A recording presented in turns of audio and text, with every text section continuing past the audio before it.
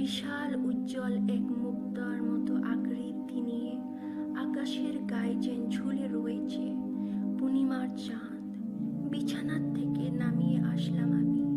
তারপর জানালা দিয়ে বাহিরে তাকিয়ে দেখলাম চাঁদের আলোতে ধুয়ে যাওয়া উঠানটাকে।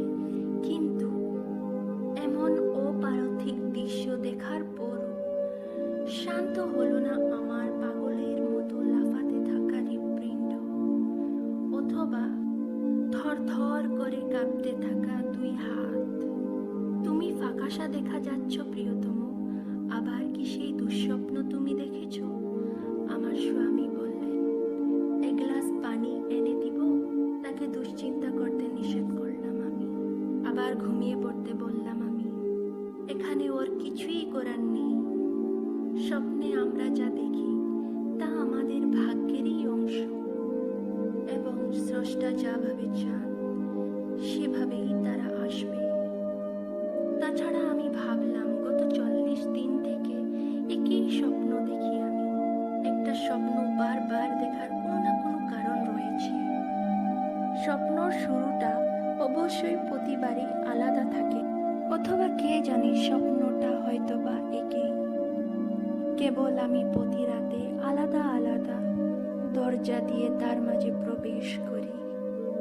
আজ রাতে দেখলাম দালিচায় ঢাকা একটি কক্ষর মধ্যে বসে কুরআন পাঠ করছি। অবশ্যই কক্ষটা আমার পরিচিত যেন মনে হলো, কিন্তু আমি আগে কখনো যাইনি সেইখানে। আমার ঠিক সামনে বসে আছে দীর্ঘদেহী এক হারা ঋজু বরণের এক দরবেশ। কাপড়ে ঢাকা তার মুখ। আমি যেন পড়তে পারি সে এক হাতে একটি মোমবাতি ধরে রয়েছে। সে 5টা মোমবাতি জ্বলে রয়েছে তাতে। কিছুক্ষণ পর আমি মুখ তুললাম, উদ্দেশ্য যে এই মাত্র যে বাক্যটা পড়ছি সেটা দরবেশকে দেখাবো।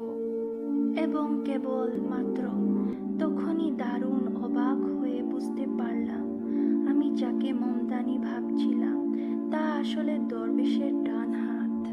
হাতটা আমার দিকে বাড়িয়ে রাখছে সে, আর প্রতিটা আঙ্গুলের মাথায় জ্বলছে আগুন।